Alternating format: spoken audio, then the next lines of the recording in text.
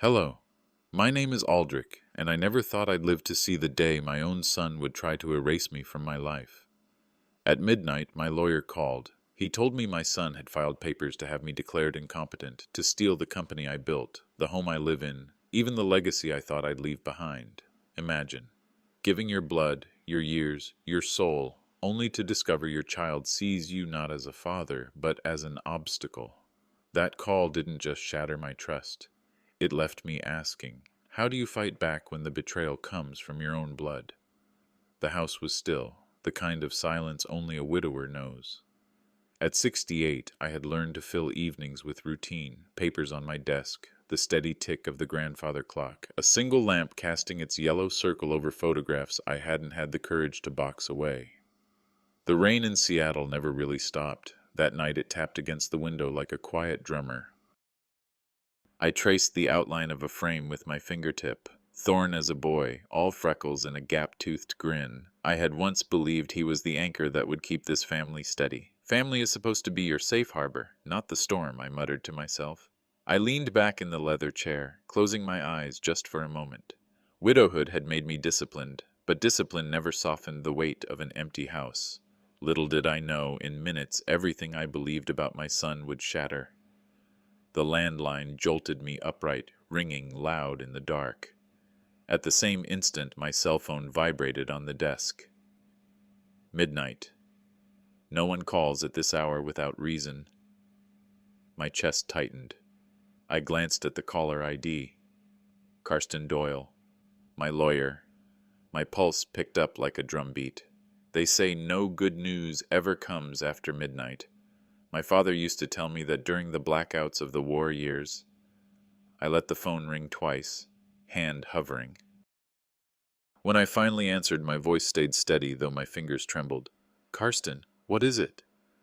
His tone was clipped, urgent, carrying a weight that told me he had paced his office before dialing. Aldrich, you need to hear this immediately. It concerns Thorn. The way he said it, flat, merciless, sent a chill through my spine. I pressed the receiver closer, my breath shallow. Go on. Karsten cleared his throat. Thorn has filed a petition with the court. He's attempting to have you declared legally incompetent to manage your estate and assets. The words fell like knives. For a moment I thought I hadn't heard correctly. Declared incompetent. My own son. Guardianship proceedings, Karsten continued. The papers were filed yesterday afternoon. They're already stamped, already sitting on a judge's desk. If uncontested, Thorn gains full authority over your holdings, your company shares, your medical decisions, your home. Everything. I gripped the armrest until my knuckles whitened. My son wasn't just betraying trust, he was trying to bury me alive while I still breathed. I stared at the stack of photos on the desk, the smiling boy, the man he had become. How had I raised a son who saw me not as a father but as an obstacle? Had I raised him to see me as a stepping stone instead of a father? The thought gnawed like rust on steel. Karsten's voice pressed on. He's not doing this alone. Some shareholders are backing him. And Vera, his companion, she's already signed affidavits questioning your judgment. The lamp flickered as if the house itself recoiled. I leaned forward, elbows on the desk, rain hammering harder against the glass. My mind wandered back. Thorn at 25, already hungry for control, dismissing me with a half-smile in board meetings, the way he introduced me as the founder instead of my father. His casual remarks about my age, maybe it's time you slowed down, Dad. Let me carry the reins. An artist my late wife had warned me. Watch his hunger. Power without conscience consumes blood first. Only a week ago at dinner, Thorn had raised a toast, suggesting I start enjoying retirement. Everyone chuckled. I laughed too, but inside I felt the sting. Tonight I understood the meaning behind it. I turned to look at a framed photo from that very dinner. Their smiles now felt like masks, daggers hidden behind teeth. Karsten wasn't finished. If this guardianship stands, Aldrich, you'd be stripped of all decision-making. Legally, he'd be executor of your life.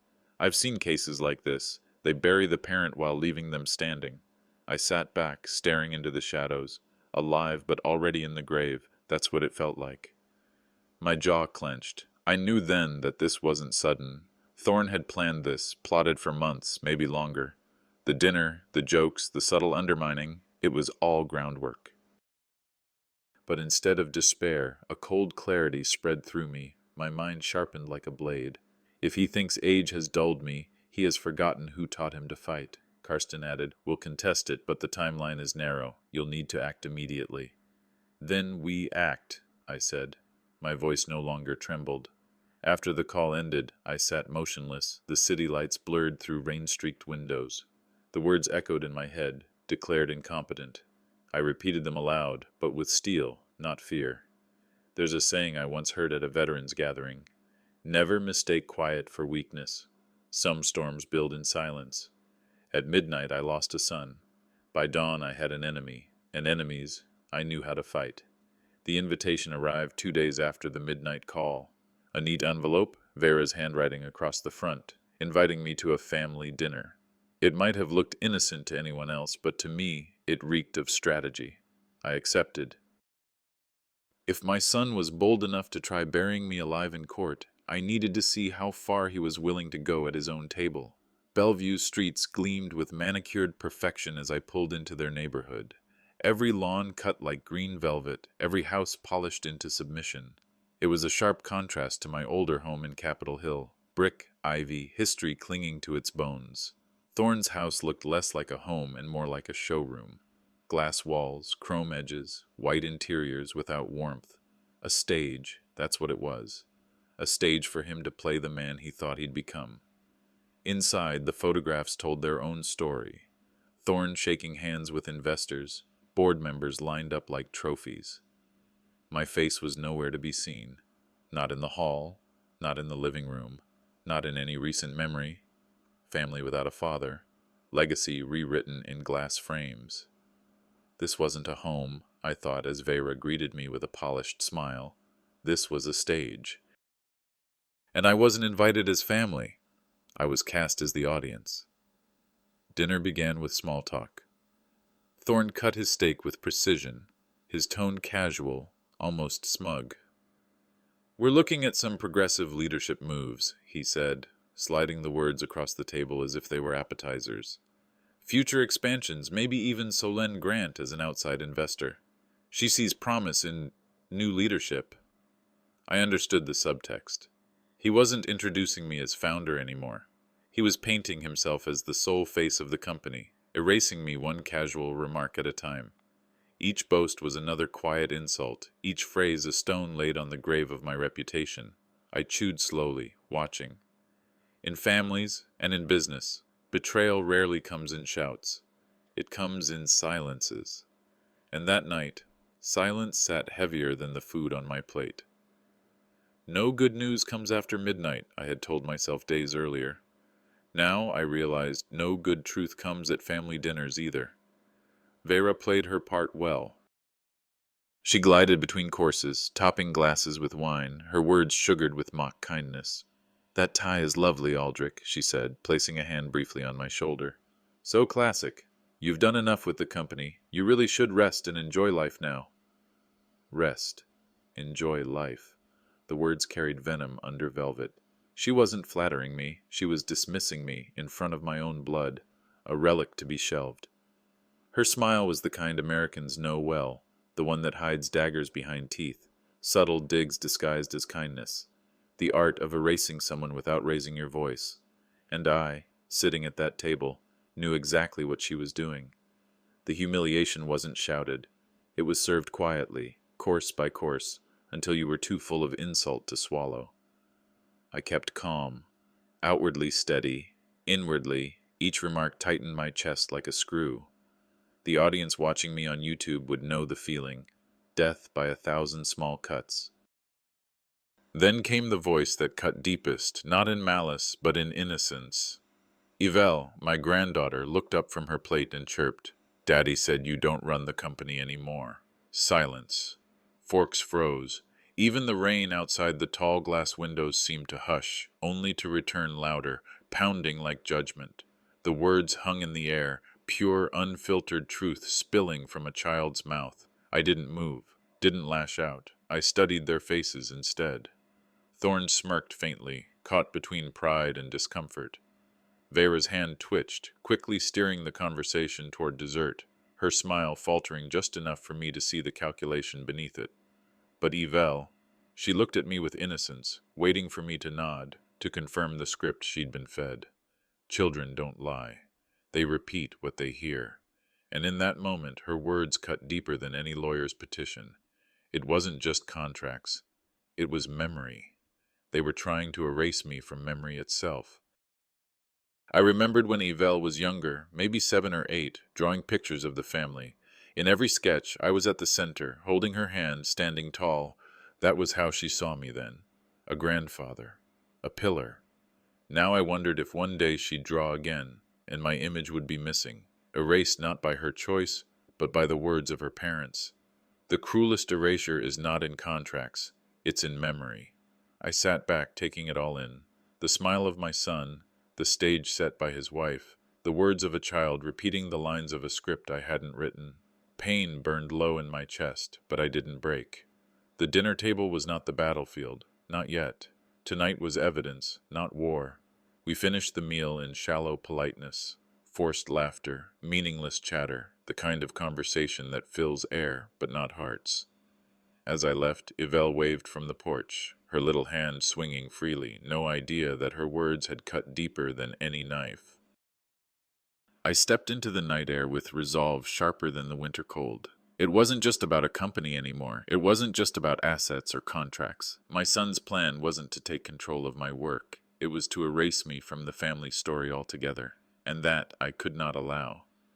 When I stepped back into my house that evening, the silence struck harder than usual. Bellevue had been polished and hollow, but at least there were voices.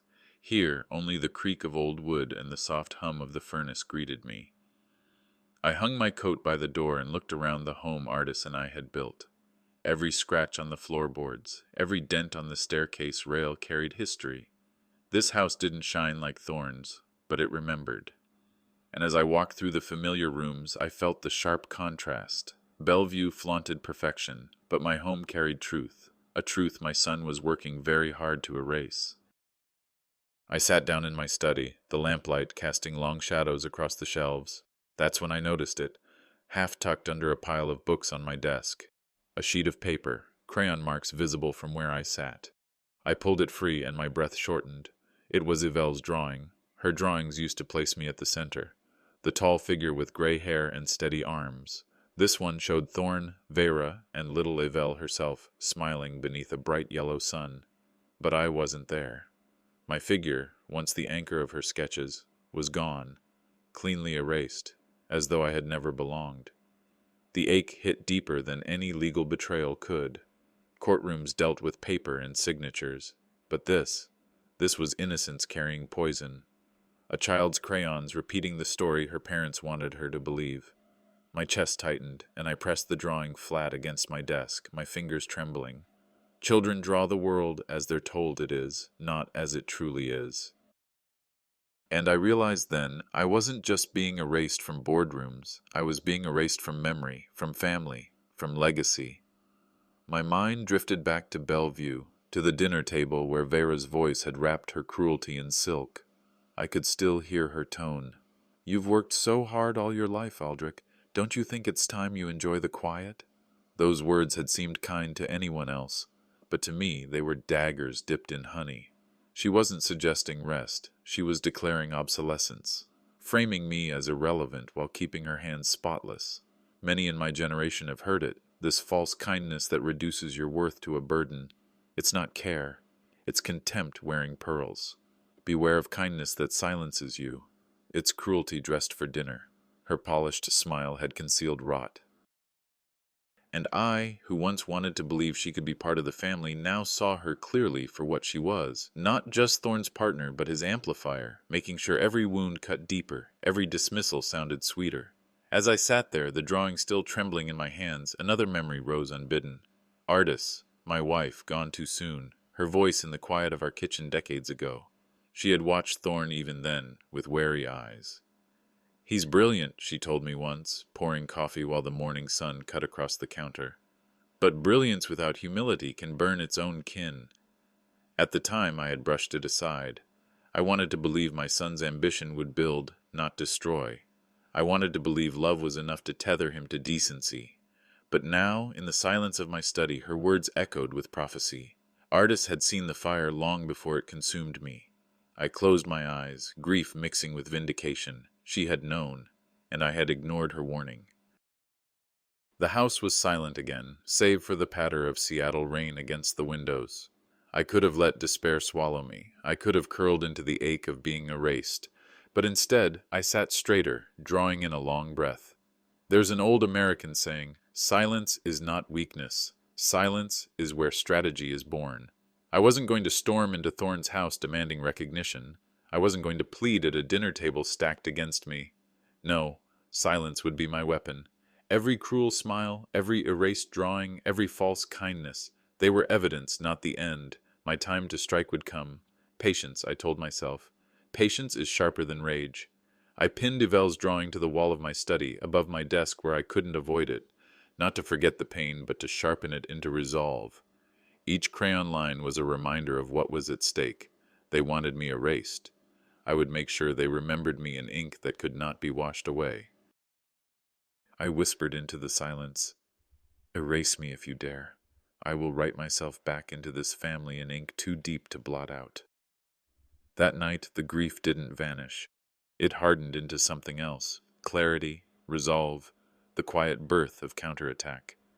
The morning sky over Seattle was the color of steel, heavy with clouds that promised more rain. I buttoned my coat tighter as I stepped out of the car and into the private downtown club where I had met investors for decades. Inside, the air smelled faintly of leather and old cigars. Familiar, almost comforting. But comfort didn't last long. Solène Grant greeted me with a handshake that felt different this time, firm but cool, her eyes flickering away before they met mine. We sat across from each other at a polished oak table. She complimented the company's progressive leadership, but her words were wrapped in an unmistakable tone. When she called Thorne the future face of the company, I felt the sting, not in her words alone, but in the absence of what wasn't said. She no longer saw me at the head of the table. I caught the hesitation when she mentioned my past contributions, as though the decades I had built the firm were just a footnote. Loyalty, it seemed, had bent toward youth. And as I listened, the truth set in. Money doesn't love. It only follows the wind. And the wind had shifted. After the meeting, I went looking for Oswin Clark. Oswin had been more than a colleague. He was a brother in every way but blood. We had shared long nights over contracts, clinked glasses after victories, and stood shoulder to shoulder through storms. If anyone would steady me in this storm, it was him. But when I found him, his eyes avoided mine. His voice lacked its usual warmth. I asked plainly, "Are you with Thorne?" He hesitated, then lowered his head. "I have to think of my future, Aldrich." He promised security. There it was, twist of the knife. The betrayal of a friend cuts deeper than the schemes of an enemy. My chest felt hollow, the room colder. I wanted to shout, to remind him of every hand I'd extended to lift him. But instead my voice came out steady, almost detached. "I see. Loyalty now comes with a price tag." The words tasted like ash, but they were all I could muster. Back home, I sat in my study staring at the rain-slick window. My mind replayed the laughter Oswin and I had once shared, the sound of his voice swearing we'd never let money come between us. Now those memories felt like ghosts mocking me. "In America, they say business is business," I murmured to myself. But when it's family and friendship, that excuse feels like a knife. Grief wasn't new to me. I had buried a wife. But this grief was different. This was the death of trust, of values, of the bonds I thought were unbreakable. Betrayal wasn't just at my table anymore. It had spread into every corner I once thought safe. That evening, as I poured myself a glass of water and sat again at my desk, the clarity came. Thorne wasn't acting alone. He was building a coalition. Investors, family, friends, one by one they were turning. This wasn't about guardianship anymore. This was a hostile takeover of my life, dressed in the disguise of concern and progress. They wanted me isolated. They wanted me cornered, with no allies and no power. They wanted me erased without a fight. But they had forgotten one thing. Solitude doesn't always weaken. Sometimes solitude sharpens, and I was sharpening. I pulled out an old leather ledger, the one I had kept for years. Inside were notes, agreements, promises, the bones of the company I had built.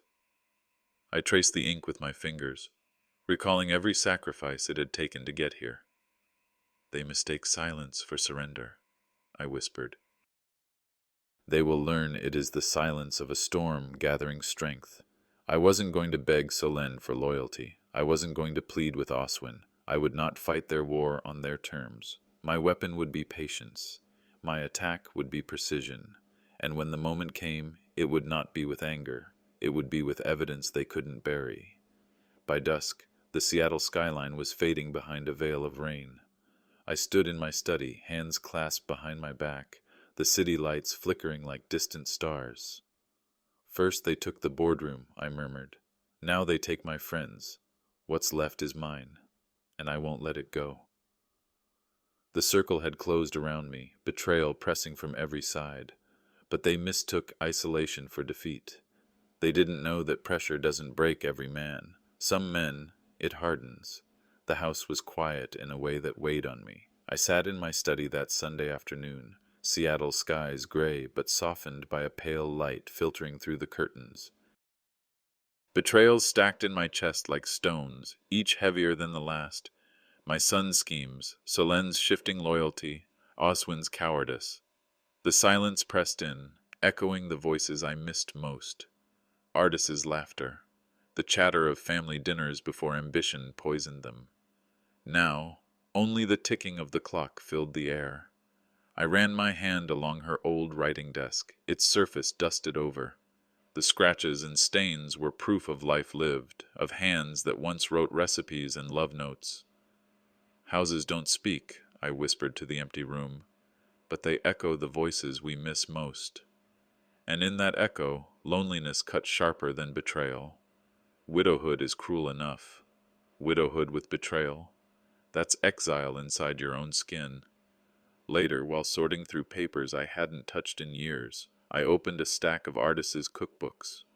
Between two of them was an envelope, yellowed at the edges, my name written in her unmistakable hand. I froze.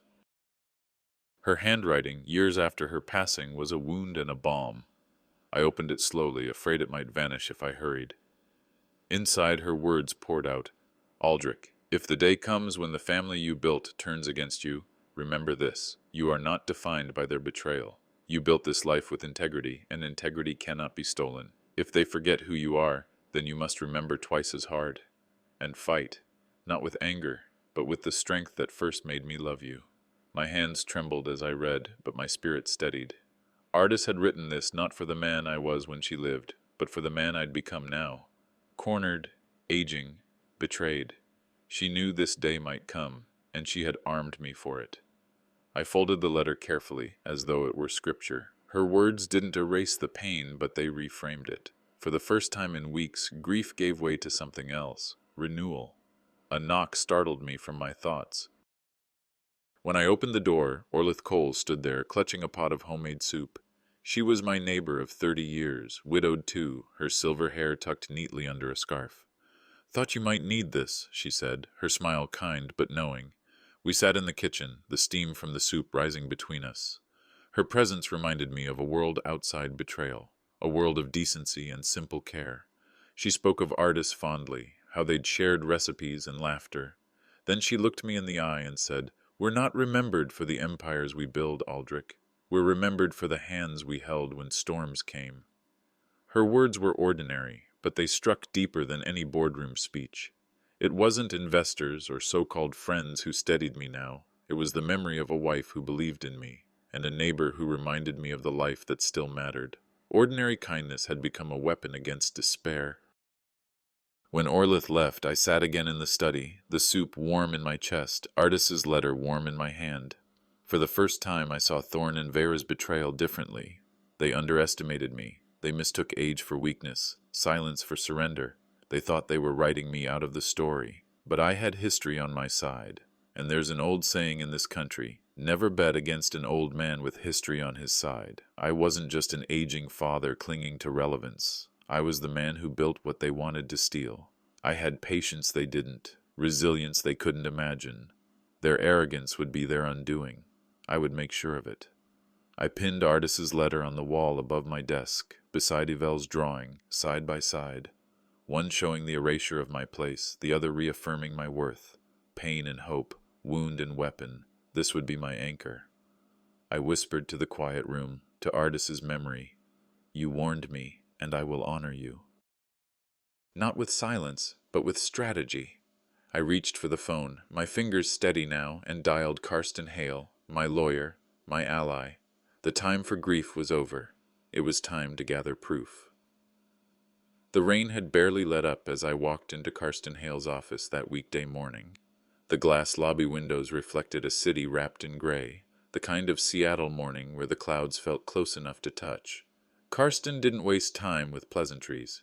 On his desk sat a stack of files so thick it seemed to tilt under its own weight. "These are the records I pulled quietly," he said, sliding them toward me. "Something doesn't add up." I placed my hand on the papers, steady but firm. To anyone else they were just numbers, signatures, dry contracts.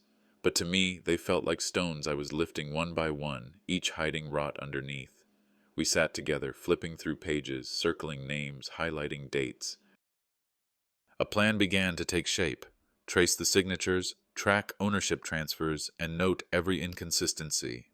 "Every betrayal leaves a paper trail," I murmured. "The question is, who dares to follow it?" Karsten gave me a look. "And I suppose you already know the answer." Later that afternoon, as I returned home, I received a call requesting a private meeting. Sonara Nolan, the company's longtime accountant, wanted to speak with me. She had never reached out before, and I knew she wouldn't risk it lightly. We met at a small coffee shop tucked away from downtown. Sonara looked nervous, eyes darting toward the door before settling on me. Then she slid a folder across the table. "I can't stay quiet anymore," she whispered. Inside were receipts, email printouts, internal memos, fabricated invoices, false transfers, all traced back to Thorne. My own son had been moving funds into shell companies, hiding the trail beneath a web of polished presentations and smooth lies. "I hesitated," Sonara admitted. "I was afraid of retaliation, but watching them erase you, I can't be complicit." Twist S9 had landed in my lap, proof from within. I closed the folder slowly, steadying my breath. "In families," I told her, "truth should be loyalty. But here, loyalty has become treason." She looked down, ashamed, but I placed my hand over hers. "You did the right thing." Back in my study that evening, lamplight casting long shadows across the desk, I began the tedious work of piecing it all together. Page after page, I marked suspicious transfers, dates that aligned too perfectly with Thorne's speeches about new expansions. Funds moving in cycles that spoke of laundering, not leadership. The rain tapped steadily against the windows, my coffee cooling untouched, yet my focus never wavered. Betrayal deepened with every discovery, but so did my determination. He thought age had dulled me. He thought I would miss the details. But patience is the gift of years, and patience lets you see the whole picture. Then came the moment that froze me in place. A document surfaced showing a transfer under my own name, but the signature scrawled across it wasn't mine. Twist S10 hit like a hammer. Thorne hadn't just betrayed me, he had impersonated me. He had stolen not just money, but my name, my identity. I held the page in my hands, the ink cold, the lines jagged and wrong. "He has stolen not just my trust," I whispered, "but the name his mother gave me." It wasn't fury that rose in me. It was something colder, a clarity sharp enough to cut glass. This wasn't just corporate theft. This was personal obliteration. And it could not go unanswered. I didn't rush to confront him. Rage might have satisfied the moment, but rage doesn't win wars. Instead, I filed the document neatly into a folder I labeled Justice. Artis's words echoed in my memory. Integrity cannot be stolen, so I chose restraint. My silence wasn't surrender. It was the silence of a man tightening a noose. Patience would be my weapon. Evidence, my shield. I sat back in my chair, the rain still whispering outside, and felt my resolve crystallize. By midnight, the evidence was gathered, the files stacked in perfect order. I placed them in a locked drawer of my desk, sliding the key into my pocket. My fingers brushed the key as though it were a blade. "You forged my name," I murmured into the quiet. "Now I will use yours to end this game." The trap was set. Proof was mine. The counterattack had begun. The envelope lay on my desk for 2 days before I opened it. Gold embossed, perfumed faintly with something expensive, it bore both their names, Thorne Rowan and Vera Rowan Miles. A charity gala, downtown Seattle, Friday evening. I almost tore it in half. Why would I stand under chandeliers while my son tried to erase me? But then it came to me, absence would be surrender. If I stayed home, their version of the truth would stand unchallenged. So I put on my best suit, tied the knot the way artists used to like, and walked into their stage. The ballroom glimmered with chandeliers and polished marble, a world that looked familiar yet foreign.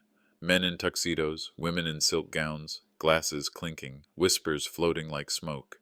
People noticed me at once. Some smiled stiffly, some turned away. I walked slowly, back straight. I built this reputation long before Thorne wore his first suit, I reminded myself. Still I could feel the weight of eyes judging, waiting to see whether I was a relic or a man still standing. The humiliation came quick, sharp, and quiet. At the registration table, the staff scanned the guest list, brows furrowed. "Mr. Rowan, I'm so sorry, it seems your badge is missing." I stood still while they scrambled. Around me, guests adjusted their ties, sipped champagne, watching. At last, a young woman scribbled my name with a black marker on a plain paper badge and handed it to me like a bandage. Everyone else wore printed, polished placards. Mine clung to my lapel like an afterthought. It wasn't the paper that cut me, it was the laughter it invited. The sideways glances, the hushed smirks, the satisfied looks from those who knew this wasn't an accident. My son had orchestrated this stage-managed insult. I pinned the badge on calmly, my hands steady. If they wanted to mark me as irrelevant, I would wear it with dignity, a living symbol of what they were trying to erase. Later the lights dimmed, and Vera stepped onto the stage in a gown glittering like starlight. She smiled with that polished warmth she had perfected, sweet as honey, sharp as razors. She spoke of visionary leadership, of new directions, of Thorne as the future face of Rowan Enterprises. Each word framed me as the past, the foundation, yes, but cracked and ready to be rebuilt. "We honor those who came before," she said, voice dripping false gratitude. "But tonight we celebrate the bold steps of tomorrow." Polite applause swelled around me. Twist S12 in motion.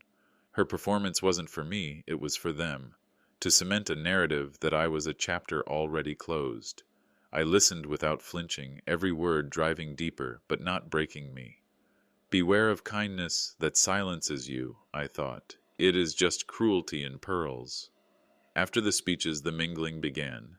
Investors approached me with that awkward tilt of the head, pity, not respect. Acquaintances gave brief nods, then drifted toward Thorne, who steered every conversation away from me. I stood by the buffet, glass of wine in hand, though I didn't drink. My head was sharp, my senses deliberate. The greatest cruelty wasn't what they said. It was what they pretended not to see, that I was still here, still breathing, still the man who built the company they toasted under glittering lights. The humiliation was public, sharp, relentless. And then, small cracks in their illusion. Sinara Nolan, across the room, met my eyes. Just a nod, subtle but filled with defiance. Orlith Cole, my neighbor, made her way deliberately across the floor, greeting me as if nothing had changed, refusing to look through me like the others. Their gestures were quiet, almost invisible against the noise of betrayal. But they mattered. Lies may dazzle under chandeliers, I told myself, but truth lingers in the corners. Even here, surrounded by betrayal, loyalty breathed, soft but alive. The evening climaxed with Thorne raising his glass on stage. "To the future," he declared, "free of old mistakes." The crowd roared, glasses clinked, laughter rang. My badge, flimsy and hand-scribbled, caught the glint of the chandeliers. I lifted my own glass, my smile icy and unreadable. They thought they had humiliated me. They thought silence meant defeat. Inside, my words cut steel. "You've written me off tonight. But I hold the pen for the ending. The night ended not in surrender but in fire. Humiliation burns, but it hardens steel. And that night, I swore my silence would not last forever. The laughter grew louder as the night dragged on, but it was the brittle kind, the laughter of people who knew they were performing. I sat in the corner of the ballroom, the chandeliers blazing above me, watching my son bask in attention that was never fully his. Thorne stood at the podium again, champagne glass in hand, voice rich with arrogance. "We move forward," he declared, "by correcting the mistakes of the past." The crowd applauded, cameras flashing, glasses clinking. It wasn't the insult itself that burned, it was how easily they believed it. My humiliation had been rehearsed, scripted into their gala. But storms don't roar until they are ready. I rose slowly. Chairs scraped as heads turned. Silence crept across the ballroom as people realized I intended to speak. I walked to the stage, each step deliberate, my flimsy handwritten badge catching the light. Once a mark of insult, now it felt like armor. I began calmly, voice even. "Thank you for honoring this evening with your presence. I have only a few words to share about legacy, loyalty, and truth." The room stilled further. I adjusted the badge on my lapel, then folded my hands on the podium. "A storm need not roar to be felt," I said, my voice carrying in the hush. Anticipation pressed against the air, every guest leaning forward, waiting. I opened the folder I carried and laid the papers flat on the podium. Gasps whispered through the room. "These," I said, steady as steel, "bear my name, my signature, but they are not mine. Forged documents, stolen funds, transactions that proved my son had not only betrayed me but impersonated me." I held one sheet aloft. "This is not only theft. This is my son writing me out of my own life." The weight of the words sank like lead. Some leaned closer, others shifted uncomfortably. Thorne's jaw tightened, his hand frozen mid-glass. For the first time all night, I was not the humiliated father. I was the man who had turned the stage against them. Then Vera moved forward, her smile plastered, her voice dripping honey. "Please," she cooed. "This confusion is tragic. Aldrich is a great man, but age sometimes—" But in her haste to dismiss me, she made the fatal slip. "The transfer to Norval Holdings was approved weeks ago. Everyone knows that." Silence dropped like stone. The room shifted. Murmurs rippled. How would she know the details of a transfer no one had mentioned tonight? I spoke softly, but it carried. They underestimated how quickly lies unravel when pressed. The guests murmured louder now, doubts swelling. The illusion cracked. I scanned the room and saw it, the current turning. Solène Grant, once cool and distant, frowned at Thorne. Investors whispered to each other, eyes darting between me and the forged papers. At the edge of the crowd, Sinara Nolan stood quietly, ready to corroborate if I gave the signal. I breathed slowly. I could feel it. The current had turned, not enough to carry me yet, but enough to drag them down. For the first time in months, I felt the tide shifting my way. Cornered, Thorne snapped. His composure cracked and his voice lashed out across the ballroom. "You're nothing but a bitter old man clinging to relevance. You should have stepped aside years ago." Gasps erupted. The cruelty was bare, unpolished, unmasked. In one moment he transformed from heir to aggressor, from leader to spoiled child. I let the silence drag before I spoke. My voice was calm, deliberate, final. "You have spoken your truth. Now the law will speak mine." The ballroom fractured into chaos. Whispers exploded into arguments. Investors stormed away. Cameras snapped frantically. My son's empire, built on illusion, cracked before my eyes. At last, humiliation was no longer mine. It was theirs. The morning after the gala, my house felt like a mausoleum.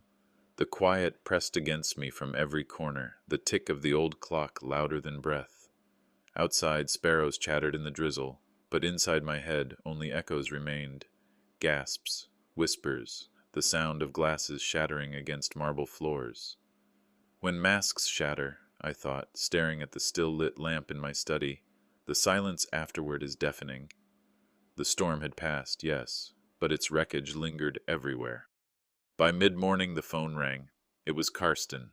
His voice carried a tone I hadn't heard in months. satisfaction barely held in check. "They're pulling out," he said. "3 investors already, more by the hour. No one wants their name tied to Thorn after last night." I let out a long breath, neither relief nor victory, just clarity. Justice wasn't swift, but it had begun. The same men and women who once smiled too wide at Thorn's side now backed away in whispers, suddenly allergic to his ambition. Reputation, I realized, was a fickle armor. Once cracked, it became a curse. "Trust," I murmured into the phone, "takes years to build, seconds to break, and a lifetime to repair." Seattle's business circles hummed with gossip. By noon, the city knew. Thorn Rowan had been caught forging his father's name. That afternoon, the family fracture widened. Orlith, once cautiously sympathetic but always loyal to stability, made her move. She spoke with the local press, not to defend me outright, but to withdraw her public ties to Thorn and Vera. "I can no longer, in good conscience, endorse their leadership," she said. The words stung even from a distance. It was not joy I felt, but sorrow. My son, once proud to inherit my name, was now abandoned by even those who feared stepping on it. I thought of Ardis's letter tucked above my desk. Integrity cannot be stolen. Perhaps that was true, but family. Family could be fractured beyond repair. As night fell again, the private cost settled on me like a weight. I sat in my study, the battlefield of my war with my own blood. Papers lay stacked like weapons, evidence like shields, but the silence pressed harder than any enemy. The lamp still burned from the night before, casting long shadows that stretched like ghosts across the walls. My body ached with sleeplessness, but worse than that was the ache of betrayal. "Victory," I whispered to the empty room, "tastes bitter when it is won against your own blood." And yet, the bitterness was tempered with dignity. For the first time in months, I no longer felt erased. The world outside began to shift. When I walked down the street for coffee, neighbors greeted me with cautious respect again, no longer averting their eyes. Whispers once filled with doubt were now shaded with admiration. Sonara found me later that evening, voice steady. "People are questioning everything now. They're seeing them for what they are." "It isn't triumph," I told her. "It's survival. And survival, at my age, is its own victory." Resilience hardened inside me like steel tempered by fire. They thought they had buried me, but I had endured. And then came the knock. It was late, rain streaking the window, when I opened the door to find Thorn, disheveled, eyes wild, rage trembling through his frame. "You've destroyed my life," he spat. "You think you've won? I won't go down quietly." The storm had not passed. It had only turned. I stared at him, my son, my enemy, standing in the rain. My voice was steady as the sky cracked with thunder. "The world turned against you, Thorn. Don't make the mistake of turning against me harder." The morning light cut through the blinds of Karsten Hale's office, streaking across the mountain of papers piled on his desk. Affidavits, forged contracts, receipts, testimony. Each page a weapon, sharpened by silence and patience. I sat across from him, hands steady on the armrests. For once, I thought, staring at the evidence of my son's schemes, my silence had not been weakness, it had been preparation. Karsten adjusted his glasses, his tone brisk but edged with triumph. "It's airtight, Aldrich. Forged signatures, financial trails, even Vera's slip at the gala. They've cornered themselves. Once we file, there's no undoing it." I leaned back, feeling no joy, only grim determination. For months they had painted me as frail, obsolete, incompetent. Yet here I was, holding the arsenal that would undo their empire. By noon, Karsten filed the suit: fraud, embezzlement, elder exploitation. The words themselves were heavy, damning, carved into official documents that would outlast us all. Seattle's news cycle erupted. Prominent family faces scandal. Headlines bled across papers and screens, my name dragged back into the light, not as a relic, but as a man wronged and fighting back. I read one article slowly, the corners of my mouth tightening. It wasn't revenge, I whispered into the silence of Karsten's office. It was survival, written in legal ink. Investors recoiled. Partners withdrew. The empire my son thought indestructible now teetered on the edge of collapse. its foundation rotting in public view. That evening, as twilight settled over Capitol Hill, shadows stretched long across my porch. I heard the crunch of gravel before I saw them. Thorn and Vera standing in the half-light, eyes wild with desperation. "You ruined me," Thorn spat, fists trembling. "You think this makes you strong?" "You've betrayed your own blood." Vera stepped forward, her tone dripping honey. "Aldrich, you've worked so hard. We didn't mean to. This is just a misunderstanding. You should rest. Let Thorn carry the weight now." I steadied myself against the porch railing, the lamp glowing behind me like a silent sentinel. My voice was calm, edged with iron. "You betrayed me first. And worse, you thought I wouldn't see." Orlith, my neighbor, stepped into the light, carrying nothing but her cane and her voice. "Enough," she said sharply, eyes locked on Thorn. "I've watched you bleed your father dry with greed, and now the whole city sees it too. You don't deserve his name." Thorn froze. Vera's polished smile faltered, and for the first time I saw fear flicker in their eyes. The power reversal was palpable. For months I had been cornered, isolated, humiliated, but now they were the ones shrinking under the weight of truth. Thorn tried to lash out again, his words sharp but hollow. "You'll regret this." I stepped forward, closer, my voice low but steady. The loudest men often fall hardest when silence answers back. Vera, once quick with her rehearsed speeches, said nothing. She lowered her gaze, silence betraying her collapse more than words ever could. The next day, the community's judgment fell swift and heavy. Neighbors averted their eyes from Thorn. Investors refused his calls. Acquaintances once charmed, now whispered behind his back. At church, I felt the stares, not of pity, but of respect, cautious but undeniable. Sonara told me quietly, "They see it now. The cracks, the lies." A newspaper landed on my porch with the headline, "Thorn Rowan faces fraud allegations. Family rift deepens." I stared at it a long while before folding it neatly and setting it aside. Justice had come, but justice had a weight, and the heavier it pressed on him, the heavier it pressed on me too. Late that night, Karsten called again. "They've scheduled the first hearing earlier than expected. We'll be in court within weeks. The law moves slowly, yes, but sometimes justice arrived early." Karsten's voice hesitated before he added, "And Aldrich, we've uncovered hints of something deeper. The fraud may only be the surface. There's more, and it could destroy him completely." I closed the door to my study, the lamp burning behind me, shadows stretching across walls scarred with memories. My voice, a whisper, filled the silence. "This is far from over." The house was quiet again. My study smelled faintly of old paper and coffee gone stale, the desk buried in documents, court filings, affidavits, copies of forged contracts now turned into weapons of justice. For weeks, the storm had raged around me. Accusations, humiliations, whispers dressed as judgment, and now, silence. When the shouting ends, I thought, my pen resting between my fingers, silence feels heavier than war. I looked at the papers spread before me. They weren't just evidence. They were remnants of what had been shattered.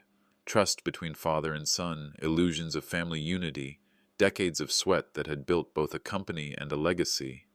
But illusions had to die for dignity to live. I knew that now. The world outside my door was less forgiving to Thorn. Seattle's papers were merciless. Rowan Air faces collapse amid fraud allegations. Investors, once eager to shake his hand, now pulled their money, citing ethical concerns. Rumors ran through downtown cafes, whispered across business lunches. Thorn's finished. No coming back from this. I caught sight of neighbors on Capitol Hill, the same ones who used to nod politely at Thorn, now crossing the street to avoid him. Vera's smile, once polished enough to charm entire rooms, had withered into cold stares. Her charm had expired. Her words no longer bent reality. I felt no triumph watching it unfold. Just a quiet, somber satisfaction. Betrayal carries its own punishment. Still, one thing remained undone. I could not allow the chains to linger. Not financial, not legal, not emotional. So I walked into the courthouse, coat heavy on my shoulders, and signed away what remained of his inheritance. No more bailouts, no more lifelines. The estate, my legacy, would bypass him entirely. I remember thinking, a father gives, a son takes, but when the son steals, a father must protect what's left of himself. The signature slid across the paper like a blade cutting the last rope that bound me. I felt it deep inside, not bitterness, not revenge, but something rarer at 68, rebirth. A second birth, not into youth, but into independence. Later that week, I attended a gathering at the Veterans Hall. The coffee was lukewarm, the folding chairs uncomfortable, but the company, honest, men and women who had lived long enough to know storms and scars. An old friend leaning heavy on his cane clapped my shoulder. "You did right, Aldrich. Blood is blood, but respect is earned, and he lost yours." The words steadied me more than I expected. Even stripped of my son's loyalty, I was not alone. There were still voices that recognized dignity when they saw it. The hall smelled of dust and old wood polish, but it felt warmer than Thorne's mansion ever had. Back home, I found peace in smaller things. I trimmed the hedges in the garden, read books long left on the shelf, brewed coffee strong enough to remind me mornings weren't dead yet. For years, my days had been tethered to Thorne's schemes, his manipulations, his constant pulling of strings. Now, the silence was my own. "Peace is not the absence of family," I whispered one evening, watching the rain streak down the window. "It is the presence of dignity." For the first time in months, I slept without dreams of betrayal, but silence has a way of breaking. The phone rang late one evening, Karsten's voice sharp, urgent. "Aldrich, the investigation dug deeper. Fraud was only the surface. There's more, far more. Your son's collapse isn't finished. The house he built on lies is crumbling floor by floor." I sat there in the dim light of my study, hand tightening around the receiver. "When a man builds his life on lies," I murmured, "the collapse is never just one floor. It's the whole house." The courtroom smelled faintly of polished wood and stale air, the kind of place where truth either stood or shattered. I sat beside Karsten, my lawyer, a quiet mountain of documents between us. My hands were steady, my heart sharp. Came alive when Karsten rose and began presenting the evidence. Forged contracts, stolen transfers, receipts signed in my name, and finally, Sinara Nolan's testimony. Each word was a nail in the coffin my son had built for himself. Vera's slip from the gala was played back aloud, her voice betraying knowledge she claimed she never had. Gasps rippled through the courtroom. The judge leaned forward, expression hard, and in that silence I realized I was no longer invisible. In silence I had been dismissed, I thought. In truth, I could no longer be ignored. The collapse was public, brutal, and deserved. Thorne's confidence cracked as each exhibit slid onto the record. His tie hung loose, his eyes darted like a cornered man. Vera tried her usual charm, speaking of family misunderstandings and misplaced memories. But the courtroom was no ballroom. Here, her pearls could not mask poison. Investors sat in the gallery, journalists scribbling headlines that would be printed by evening. The Rowan name, once mine, stolen by him, now dissolved under the weight of his lies. They stole my name, I thought as Thorne lowered his gaze. Today they lost theirs. Justice isn't always loud. Sometimes it's the simple sound of paper shuffled into evidence, a gavel striking wood, and reputations falling like glass. Outside on the courthouse steps, Thorne found me. His face was pale, desperate, stripped of the arrogance he had worn like armor. "Dad," he whispered, voice cracking, "please, don't let them take everything. I'll fix it, I swear." I met his eyes. For a moment, I saw the boy I once taught to ride a bike, the boy Artis had kissed goodnight. But then I remembered the forged signature, the stolen trust, the daughter's innocent words at dinner. "Mercy," I told him evenly, "is for those who repent. You mocked, you stole, you betrayed. My mercy is silence." I declared it then. Permanent severance. No inheritance, no lifeline, no more ties binding me to his greed. My legacy was mine again.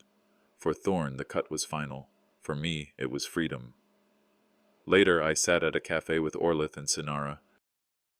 They smiled softly, speaking of dignity, of standing firm when storms tried to bury me. On the table lay a newspaper, the headline bold, "Rowan heir disgraced in court."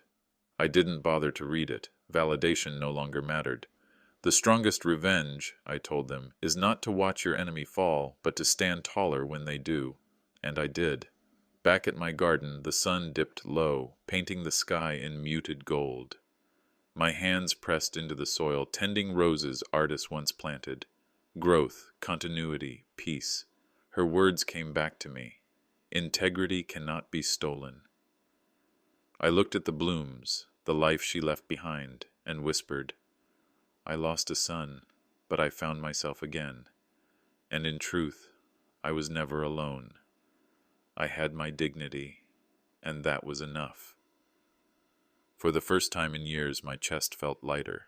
The chains were gone, but justice has a way of walking its own road. That evening, as the house settled into quiet, the mail slipped through my slot.